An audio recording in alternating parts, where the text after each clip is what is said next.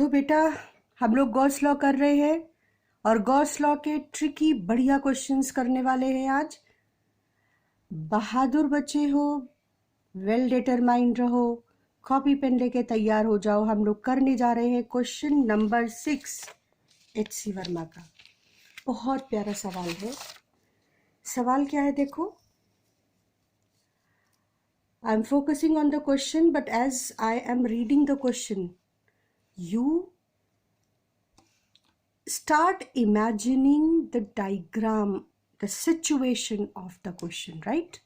So let me focus on the question, and the question says that a cube of edge L by 2, cube of edge L by 2, see the cube edge is L by 2, is shown, right?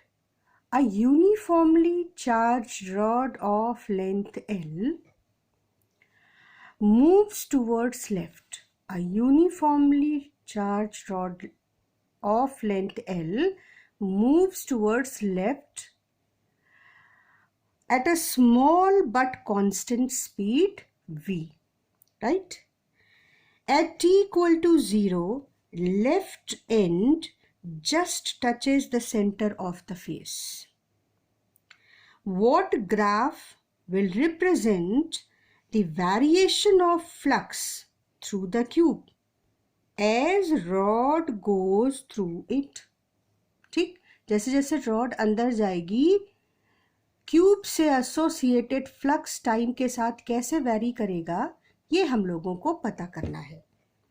तो start करते हैं और तुम लोग मेरे साथ साथ जो क्वेश्चन मैं पूछूं उसके आंसर्स अपने सामने लिखते जाओ। हम साथ ही सॉल्यूशन पर पहुंचेंगे। देखो, मैं सॉल्यूशन नहीं तुम लोगों को एक्सप्लेन करूंगी, तुम खुद सॉल्यूशन पर पहुंचोगे, ठीक है ना? तो चलो स्टार्ट करते हैं। t इक्वल टू 0 पर रॉड की सिचुएशन देखो। It just touches the side of the cube. First question, what is the charge enclosed by the cube? Yes, no charge is enclosed inside the cube. That means charge enclosed is 0. So flux associated with the cube is also 0. Why? Because flux according to Gauss law is charge enclosed upon epsilon naught. Charge 0 तो flux भी 0। तो क्या t equal to 0 पर हमने पता कर लिया कि सिचुएशन क्या है? चलो अब किसी टाइम t पर सिचुएशन देखते हैं। किसी टाइम t पर रॉड अगर v रफ्तार से लेफ्ट जा रही है तो रॉड की कितनी लेंथ अंदर चली जाएगी? v रफ्तार से t टाइम में रॉड vt लेंथ आगे बढ़ जाएगी। तो का vt लेंथ अब क्यूब के अंदर है, ठीक। अब यहाँ पर हमको अगर चार्ज q दिया गया है रॉड को और रॉड की लेंथ l है तो हमको एक क्वांटिटी डिफाइन करनी पड़ेगी। क्या? Linear charge density lambda define करनी पड़ेगी। क्वेश्चन में नहीं दी है लेकिन हमको इसको डिफाइन करना पड़ेगा। क्या होती है लीनियर चार्ज डेंसिटी? कि अगर Q चार्ज L लेंथ पर डिस्ट्रीब्यूटेड है तो लीनियर चार्ज डेंसिटी हो जाएगी Q बाई L, ठीक है। तो लीनियर चार्ज डेंसिटी का जरा कॉन्सेप्ट देखो। L लेंथ पर Q चार्ज है तो Q बाई L क्या बताता है कि यूनिट लेंथ पर कितना चार्ज है, यही है लीनियर चार्ज डेंसिटी। तो हम कहेंगे कि अगर यूनिट लेंथ पर रॉड के चार्ज है लैम्डा तो Vt length of the rod will have charge lambda into Vt। तो चार्ज अब कितना इनक्लोज्ड हो गया? Lambda into Vt। तो according to Gauss law flux कितना हो गया?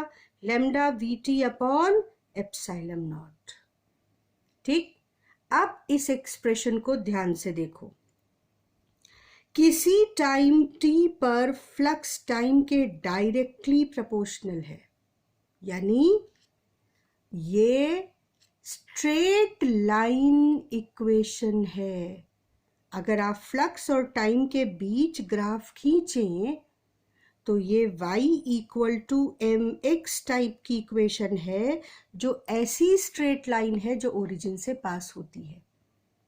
यहाँ y की जगह फ्लक्स है और x की जगह टाइम है। ठीक है, तो इसका मतलब ये हुआ कि किसी टाइम t पर रैंडमली 0 से बढ़े जब आगे, तो किसी टाइम t पर फ्लक्स टाइम के साथ लीनियरली वेरी करेगा, स्ट्रेट लाइन बनाएगा। अब आप उस सिचुएशन को इमेजिन करो जब हमने हाफ रॉड को अंदर ऑब्जर्व किया, आधी रॉड अंदर जा चुकी है। अब कितना चार्ज अंदर है जरा सोचो। अगर यूनिट लेंथ का चार्ज है लैम्डा, तो L/2 लेंथ पर कितना चार्ज होगा? लैम्डा इंटू L/2 है। तो कितना चार्ज एनक्लोज्ड है? Lambda L/2। तो फ्लक्स कितना हो जाएगा गॉस लॉ के अकॉर्डिंग? गॉस लॉ के अकॉर्डिंग फ्लक्स होगा charge enclosed upon epsilon naught, charge enclosed upon epsilon naught। देखिए है, तो जब आधी रॉड अंदर आ गई तो फ्लक्स कितना निकल रहा है बाहर क्यूब से? Charge enclosed upon epsilon naught, lambda L upon 2 epsilon naught। जरा टाइम देखें कि ये किस समय ऐसा हुआ। अगर रॉड v रफ्तार से जा रही है लेफ्ट में और उसने L/2 लेंथ कवर करी, तो कितने टाइम में उसने इतनी लेंथ कवर करी? Speed upon distance. Speed is distance upon time. तो time will be, yes, time will be, speed is distance upon time, so time will be distance upon v। तो इसको सही कर लो बेटा। speed is distance upon time, so time is L/2 upon v। That means L upon 2v। तो t equal to L upon 2v time is taken by the rod to produce flux lambda L upon 2 epsilon naught। ये journey शुरू कब हुई थी? t equal to 0 पर। और कब इतना फ्लक्स एसोसिएटेड हो गया क्यूब से? L/2v टाइम पर। ठीक है, अब अगर L/2v टाइम पर ये फ्लक्स आया तो तुम जरा सोच के देखो, ध्यान से डायग्राम को देखो। अब जब रॉड अंदर जाएगी ना, अब जब रॉड अंदर जाएगी तो L/2 लेंथ बराबर क्यूब के अंदर बनी रहेगी। कब तक? जब तक रॉड का ये पोजीशन नहीं आ जाता। रॉड की L/2 लेंथ क्यूब से बाहर निकल जाएगी।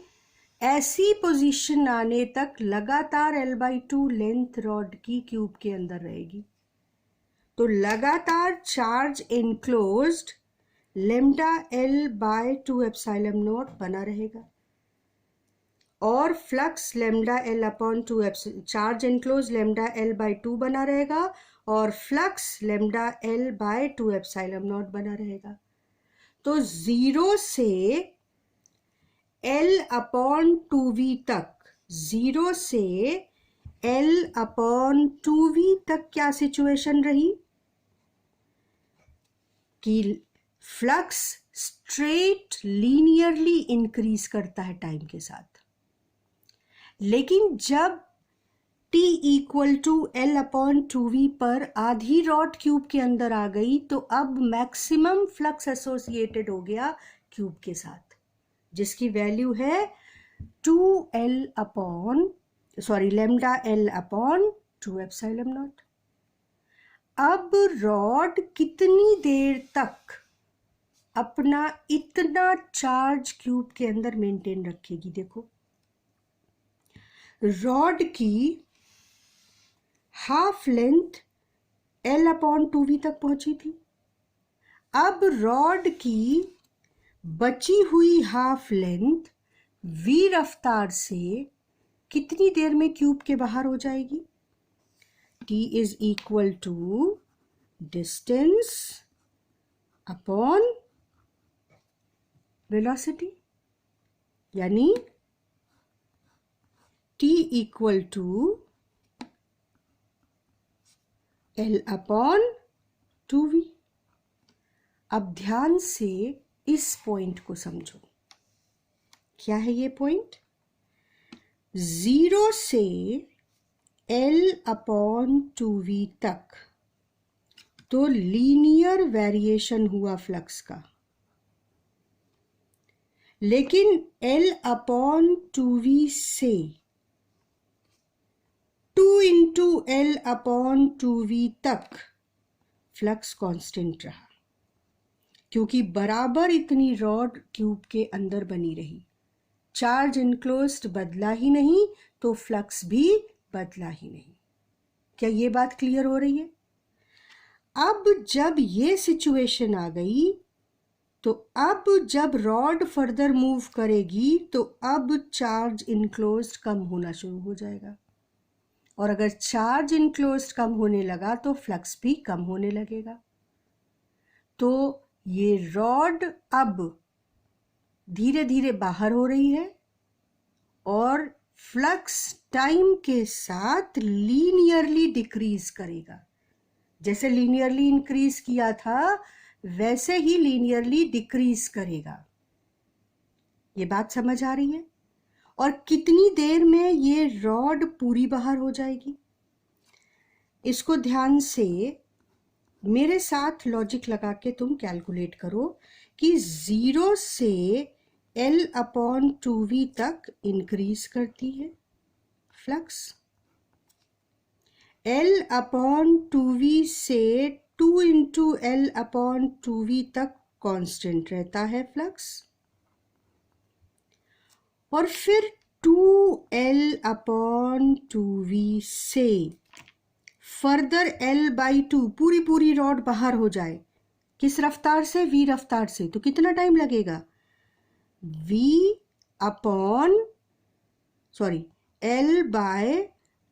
अपॉन V, इतना टाइम और लगेगा, यानी 2L अपॉन 2V से इतना टाइम और।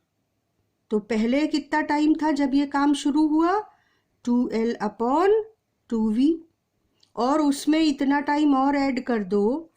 इस टाइम से रॉड बाहर जाना स्टार्ट हुई और इतने टाइम के बाद पूरी रॉड बाहर हो जाएगी। तो कितना टाइम हो जाएगा ये देखो, L upon 2V plus L upon V। इतने टाइम में पूरी रॉड बाहर हो जाएगी, यानी फिर से क्यू इनक्लोज क्या हो जाएगा? 0। तो इस ड्यूरेशन में L अपॉन V ड्यूरेशन से L upon 2V plus L upon V duration तक फ्लक्स घटेगा, और उसके बाद इस टाइम पर जाकर चार्ज इनक्लोज और इसलिए फ्लक्स भी 0 हो जाएगा। तो क्या एक बार फिर हम लोग इसको अपने आप को फिर से क्लियर करें? मेरे साथ बात करो बेटा, मेरे साथ तुम भी शुरू करो। 0 से L/2 अपॉन V टाइम तक, मैं ऐसे ही लिख रही हूँ जिससे आपको ध्यान रहे, डिस्टेंस अपॉन स्पीड कर रहे हैं हम लोग, ठीक है? तो 0 से इतने टाइम तक फ्लक्स क्या हो रहा है? इंक्रीज कर रहा है।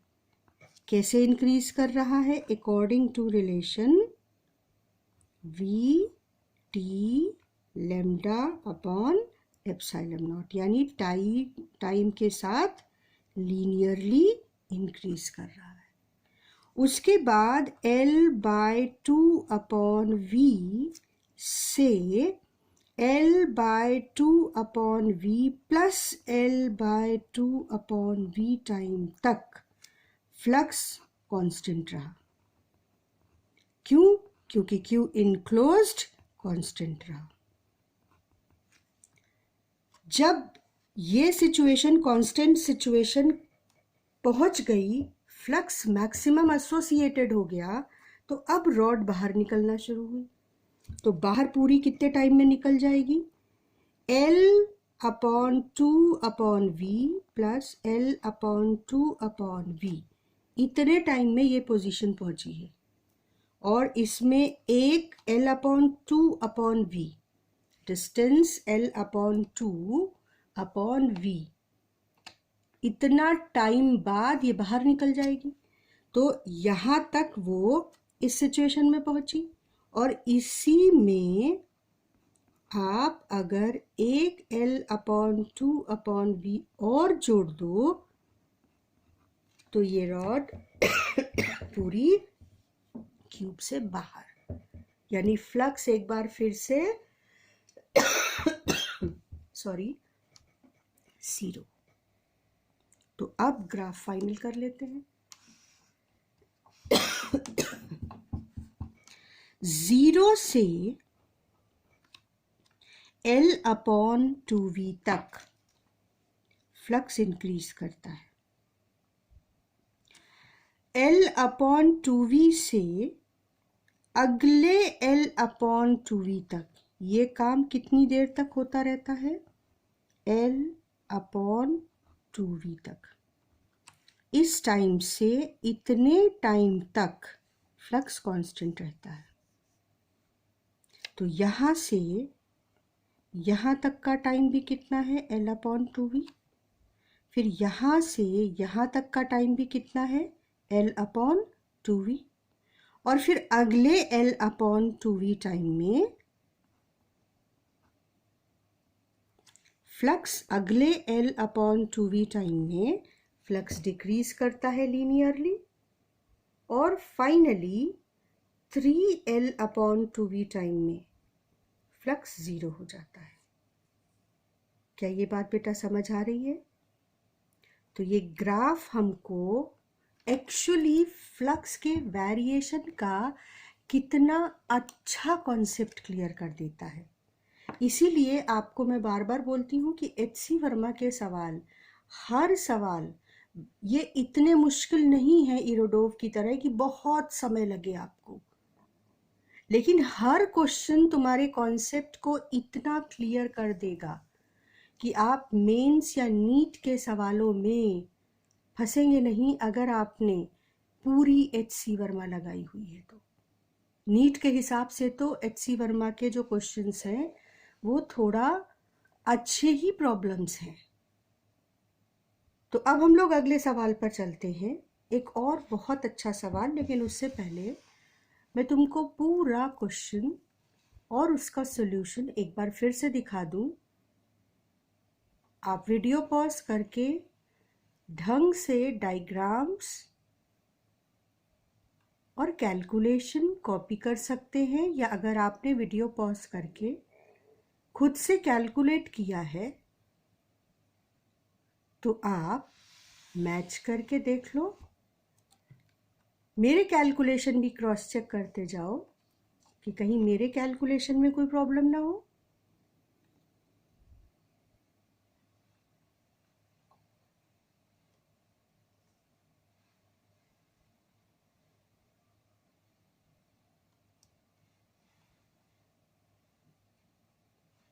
हो गया बेटा?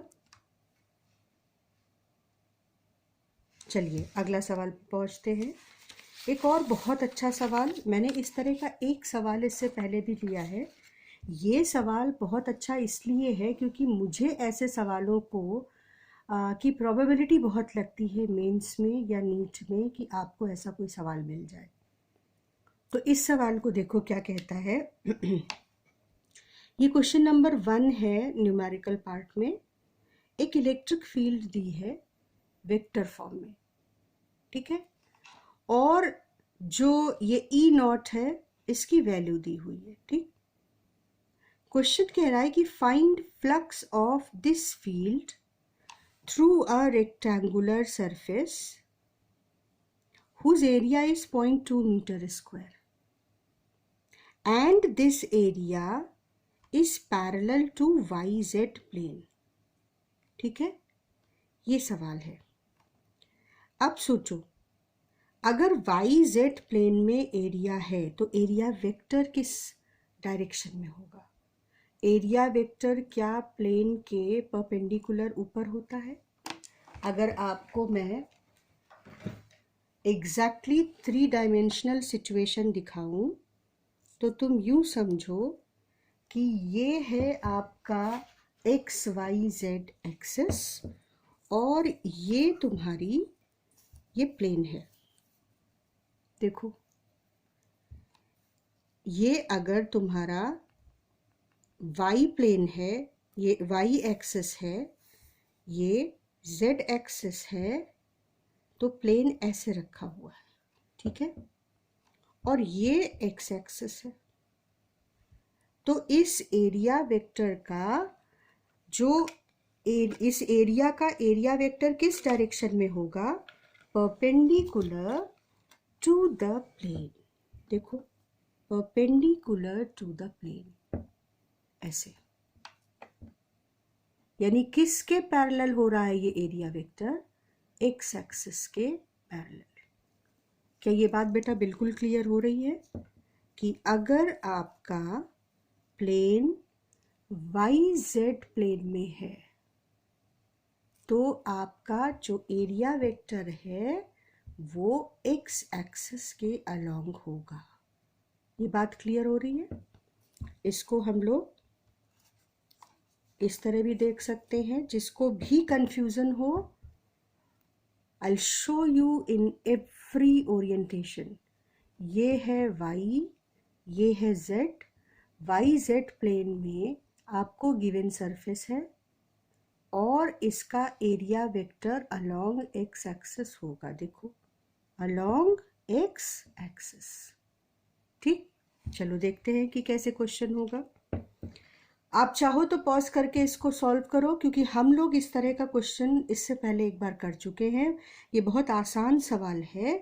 कैसे? देखो, वेक्टर ई तो वेक्टर फॉर्म में ऑलरेडी रिटन है, ठीक है, वेक्टर ई तो ऑलरेडी रिटन है। एरिया का मैग्नीट्यूड गिवन है, तो क्या हम इसको वेक्टर फॉर्म में लिख सकते हैं? अगर हमें एरिया वेक्टर का डायरेक्शन पता है, बिल्कुल लिख सकते हैं। एरिया वेक्टर का डायरेक्शन अलोंग एक्स एक्सिस है और मैग्नीट्यूड है ये, तो एरिया वेक्टर का डायरेक्शन या एरिया वेक्टर कैसे लिखेंगे? Magnitude into its direction. तो एरिया वेक्टर भी पता है और ई वेक्टर भी पता है, तो flux is E dot A. हमने ई लिखा और डॉट प्रोडक्ट एरिया वेक्टर। अब जब आप डॉट प्रोडक्ट करोगे तो डॉट प्रोडक्ट आपको याद है ना, सिर्फ आई डॉट आई वाला जो टर्म है वो आपको मिलेगा, जे डॉट आई वाला टर्म 0 हो जाएगा। तो आपको जो फाइनल आंसर मिलेगा that will be 240 newton metre square upon coulomb. Unit पर ध्यान देना फ्लक्स की, ठीक। यूनिट पिछले क्लास में हमने डिस्कस करी है। तो ये रहा आपका सवाल, क्वेश्चन नंबर 1। बहुत अच्छा सवाल है और उसका सॉल्यूशन अलोंग विथ एक्सप्लेनेशन जो भी मैंने बोला, मैं याद दिला दूं बेटा, अगर आप अपने हाथ से ये सारा सॉल्यूशन करोगे तब भी ये सवाल और ये नॉलेज तुम्हारी है। सिर्फ देखने से आपको आएगा नहीं, ठीक है। अब देखो, यहाँ पर तुमको एक एरिया, सरफेस एरिया दिया था और फ्लक्स पूछा था। ऐसा ही सवाल लेकिन बिल्कुल बदले फॉर्म में। चलो देखते हैं एक ऐसा ही सवाल लेकिन बिल्कुल बदले फॉर्म में। ये देखो,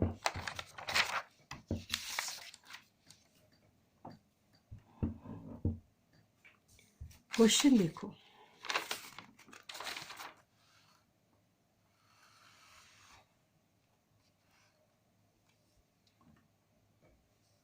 क्या है सवाल? ये है क्वेश्चन नंबर 6 एच.सी. वर्मा का। सवाल देखो बेटा। A charge Q is placed at a distance a by 2 above the center of a horizontal square surface of edge A. बहुत पॉपुलर क्वेश्चन है, बहुत पसंदीदा सवाल है एग्जामिनर्स का जो पेपर सेट करते हैं। एक स्क्वायर सरफेस है जिसका साइड ए है और उससे a/2 डिस्टेंस ऊपर एक चार्ज क्यू रखा हुआ है। Find flux through this surface. अब याद करो, इस केस में भी तो हम लोगों ने इस सरफेस से फ्लक्स ही नोट किया था, कैलकुलेट किया था, लेकिन हमें क्या मिल रहा था क्वेश्चन में और उसकी वजह से हमने कैसे फ्लक्स कैलकुलेट किया, ये मेथड देखो। और अगर सवाल ऐसा है तो देखो कैसे इसको अटेम्प्ट करेंगे। ये एरिया, इससे a/2 हाइट ऊपर चार्ज क्यू, ठीक है। गॉस लॉ को अप्लाई करने के लिए देखो पहला स्टेप क्या करेंगे, और ये ट्रिक हम लोग कई सवालों में यूज करेंगे। तो मैंने तुम्हें प्रैक्टिस के लिए बहुत सारे सवाल छाट के रखे हुए हैं, अभी तुमको वो हम देंगे। तो मैंने क्या किया कि इस स्क्वायर एरिया पे पूरा क्यूब खड़ा कर दिया। देखो, साइड ए। अब जो चार्ज क्यू a/2 डिस्टेंस पर था वो चार्ज इस क्यूब के अंदर आ गया। तो अगर मैं तुमसे पूछूं कि इस क्यूब से कितना फ्लक्स एसोसिएटेड है, तो तुम कहोगे कि गॉस लॉ के according charge enclosed upon epsilon not, और चार्ज इनक्लोज्ड क्यू है तो ये हो गया फ्लक्स थ्रू द क्यूब। लेकिन क्यूब में कितनी सरफेसेस हैं? 1 2 3 4, ये पीछे वाली 5 और आगे वाली 6। तो 6 सरफेसेस से जो फ्लक्स बाहर आ रहा है वो कितना है? Q upon epsilon not. तो सिर्फ एक सरफेस से, बॉटम वाली, इससे कितना फ्लक्स बाहर आएगा? 6 से इतना, तो Q upon 6 epsilon not flux होगा विथ 1 सरफेस। आसान था ना क्वेश्चन? बहुत आसान था। तो अब हम लोग इस नई टेक्निक को यूज करेंगे क्वेश्चन नंबर 7 एच.सी. वर्मा का। Note the question. I have solved the question, but you don't have to see the solution. Pause the video, solve it yourself and then cross-check my calculation also and your calculation also. So what is question? A charge Q is placed at the center of the open end of a cylindrical vessel. Find flux through the surface of the vessel. Find flux through the surface of the vessel. Open end of the cylindrical vessel. Open end of the cylindrical vessel means, if I want to show you the situation, it will be like this. This is open end cylindrical vessel. Open end cylindrical vessel, right? And they are saying that at the open end a charge is placed here, and they are asking you the flux through the surface area of the cylindrical vessel. So how we will solve it? This cylindrical vessel, we will extend it. It's of length L, say. It's of length L. So we will extend it to the next L length. and we'll take the Gaussian surface to be this much.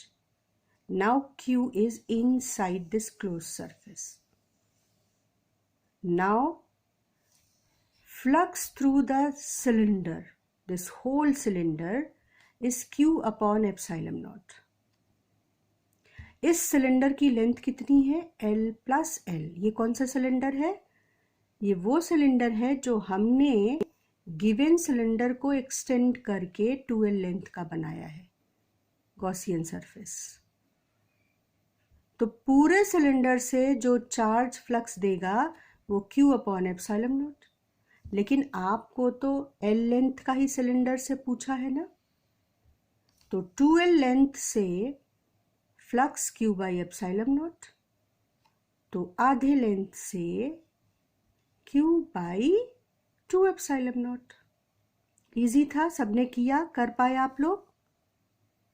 Good. इसी तरह का एक और question हम लोग देखते हैं. This is question number 8. बहुत बढ़िया सवाल ये भी. Now note down the question and try it by yourself.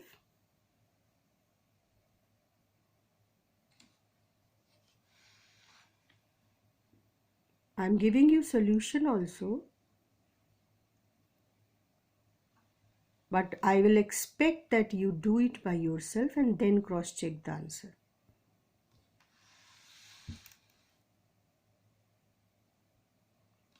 Next question is, this was question number 8 at C. Verma.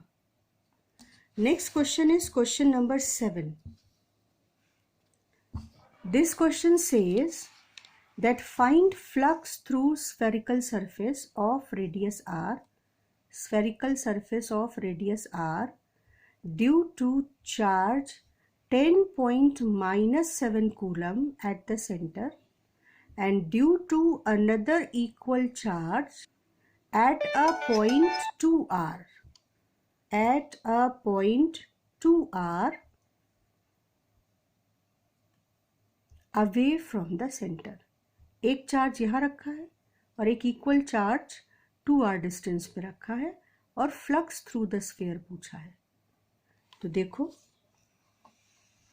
Video pause करके पहले खुद से सॉल्व करो.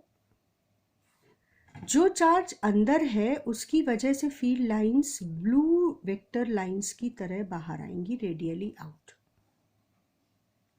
लेकिन जो चार्ज बाहर है उसकी वजह से फील्ड लाइंस एंटर करेंगी और जितनी लाइन एंटर कर रही हैं वो एग्जिट भी कर जाएंगी.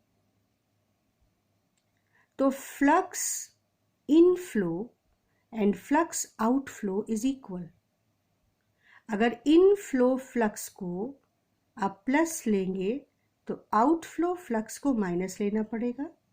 Since equal flux is entering and equal flux is exiting the spherical surface, so net flux due to this charge which is outside the sphere वो 0 हो जाएगा.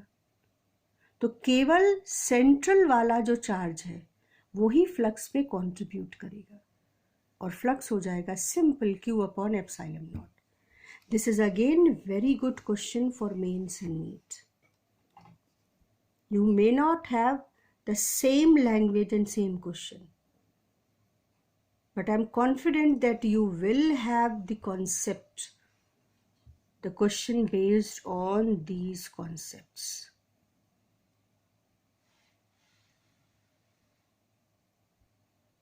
Right? Copied this question and solution.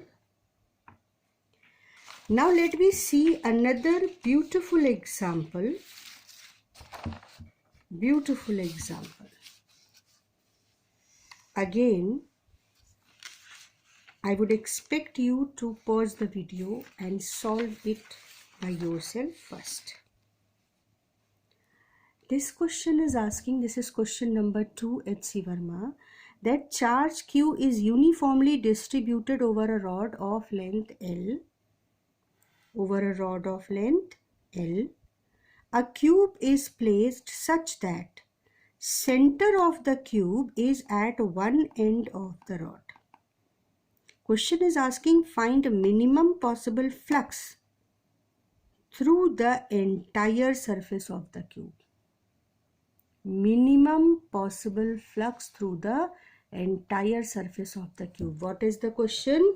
That there is a cube of side L, there is a rod of length L, and this rod is charged and it is placed in such a way that center of cube is at one end of the rod.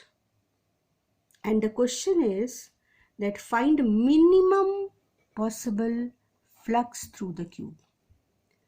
Now if center of the cube is at one end of the rod, then there are two possible situations in which rod can be placed in the cube. One is this situation and the other is diagonally rod is placed. Now can you easily imagine that in this situation only L by 2 part of the rod is inside the cube. But in this situation root 3 L by 2 part is inside the cube. Why? Cube का जो diagonal होता है ना वो L root 3 होता है. इस and से ऑपोजिट एंड तक का सरफेस का डायगोनल नहीं है, ध्यान से देखो. ये A से और इस पॉइंट तक, A से इस पॉइंट तक, H पॉइंट तक, this is H point. A से H पॉइंट तक का डायगोनल L रूट 3 होता है. अगर इसका सेंटर, क्यूब का सेंटर रॉड के सेंटर पर है तो पूरी रॉड का आधा हिस्सा, पूरी रॉड का आधा हिस्सा नहीं, L अपॉन रूट 3 लेंथ का आधा हिस्सा रॉड का क्यूब के अंदर होगा. इस केस में रॉड का आधा ही लेंथ क्यूब के अंदर होगा, जबकि इस केस में रॉड की जो लेंथ क्यूब के अंदर है वो L रूट 3 डायगोनल का आधा, L रूट 3 बाई 2 होगा. यानी इस केस में लेंथ ज़्यादा अंदर है और इस केस में कम. तो किस केस में फ्लक्स कम होगा, मिनिमम होगा? इस केस में. तो अब कुछ करना ही नहीं है, अब तो बस इतना पता करना है कि कितना फ्लक्स अंदर है, कितना फ्लक्स एसोसिएटेड है. कितना फ्लक्स एसोसिएटेड है? जितना चार्ज अंदर इनक्लोज्ड है. और कितना चार्ज अंदर इनक्लोज्ड है? अगर Q चार्ज दिया है और L लेंथ पर है तो लेम्डा कितनी हो गई? Q by L. या इसको यूनिटरी मेथड से सोच लें कि L लेंथ पर कितना चार्ज है? Q. तो L बाई 2 लेंथ पर कितना चार्ज होगा? Q by L into L by 2, that is Q by 2. तो कितना चार्ज इनक्लोज्ड है? Q अपॉन 2 और अपॉन एप्सिलॉन नॉट. तो आंसर क्या हो गया? Q upon 2 epsilon naught. This is the flux which is minimum possible flux associated with the cube if center of cube is at one end of the rod. Question number 4 for your practice. Note down the question. I'll show the solution also. बहुत बढ़िया सवाल है, बहुत अच्छा सवाल है. Solution मैं आपको दिखा दूंगी, लेकिन आपको करना क्या है? आपको वीडियो पॉज करके पूरा सॉल्यूशन करना है और उसके बाद देखना है कि हमारा सॉल्यूशन एक्चुअली सही है या गलत.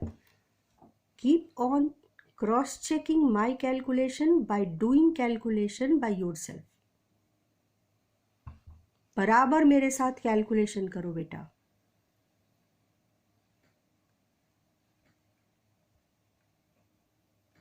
हो गया?